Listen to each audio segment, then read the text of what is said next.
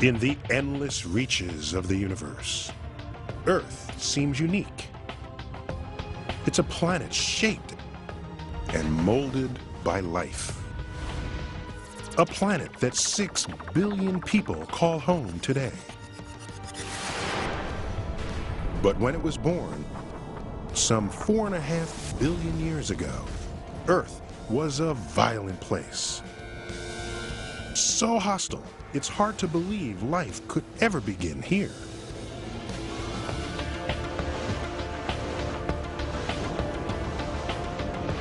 Covered in lava and smothered in noxious gases, Earth was a planet under siege.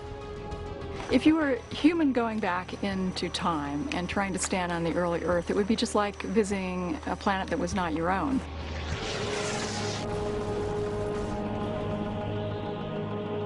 This was a hazardous world, no doubt about that.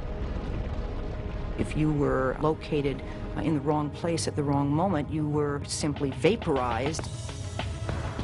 It was a planet plagued by catastrophe. If you condense all of Earth's history to just 24 hours, then only minutes after it formed, the entire globe melted and reformed. Then, to make matters worse, another planet about the size of Mars slammed into Earth. A cataclysm that created our moon.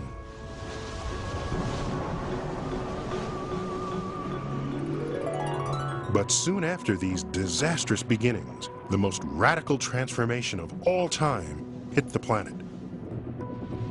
The origin of life. So how did life begin? Well, over the years, people have come up with some pretty creative answers to this question. One of my favorites comes from a 17th century scientist who wrote down a recipe for creating life from scratch. Let's see. It says here, take a dirty garment, place it in a vessel. Next, add wheat.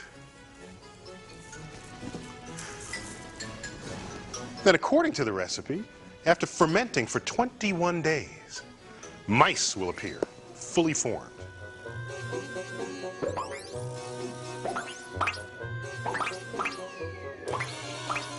Of course, we all know that life doesn't form this way. But at some point in Earth's early years, life did emerge out of non-living ingredients.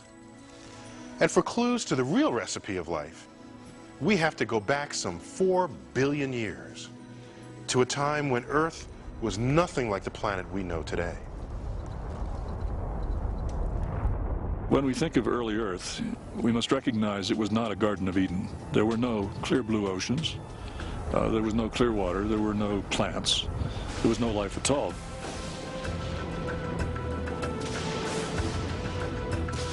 The young sun was weaker than it is today. And its light barely penetrated the atmosphere of carbon dioxide, spiked with the pungent fumes of hydrogen sulfide. Since the atmosphere was thicker and dominated by CO2, the Earth had a reddish tinge to it. It didn't have the familiar blue sky. The oceans would have had an olive green color rather than our familiar blue color. For about the first 600 million years, comets and asteroids pounded our planet.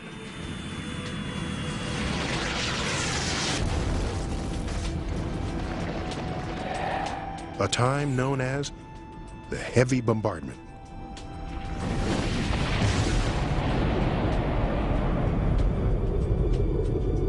These interplanetary missiles measured up to 300 miles across. Their impacts vaporized Earth's oceans and melted its crust. With its extreme temperatures and toxic rain, seemingly nothing could survive here. But we now think that in this hellish environment, life first took hold.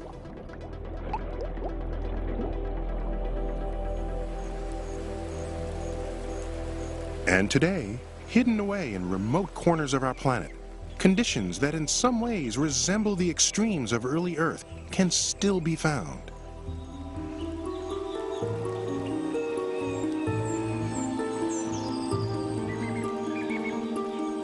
Penny Boston and Diana Northup are microbiologists on an expedition to investigate how life can survive in those harsh surroundings.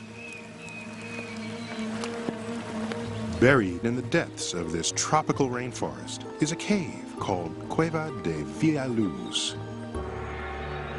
Located in southern Mexico, it's an underground world laced with hydrogen sulfide, a foul-smelling gas that was present on Earth some 4 billion years ago. These relic or antique environments like Cueva de Villaluz offer the same kinds of environments that we would have found on early Earth, and we're hoping to get clues to work backwards from those. As you approach the cave, you begin to get these faint whiffs of the rotten egg smell. And as you get closer, this becomes more intense. Hydrogen sulfide can be extremely poisonous. So the scientists have to wear gas masks inside the cave and carefully test them for leaks. No leak? Have you got everything in there? I think I got everything. Yeah. At the levels at which humans can't live very long in hydrogen sulfide, you don't smell it at all. And it will just simply cause you to go unconscious and die very quickly. But can any other forms of life survive in the deep recesses of the cave, so toxic to humans? Here, hydrogen sulfide, an invisible gas, escapes from the underground springs, reacts with oxygen in the water, and coats the cave with sulfuric acid.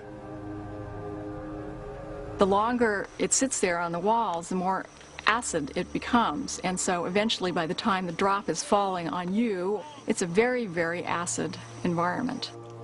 The slime layer feels pretty thick today.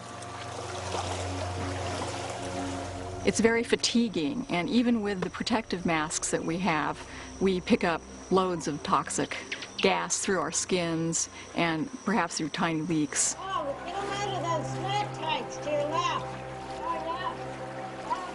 Amazingly, despite the extreme conditions, it appears that life is thriving inside the cave. It comes in a strange package, colonies of single-celled bacteria that form slimy drips scientists call snotites. The snotites are drippy, gooey, mucousy formations that look like stalactites, and that's why they were called snotites, but because they resemble strings of snot.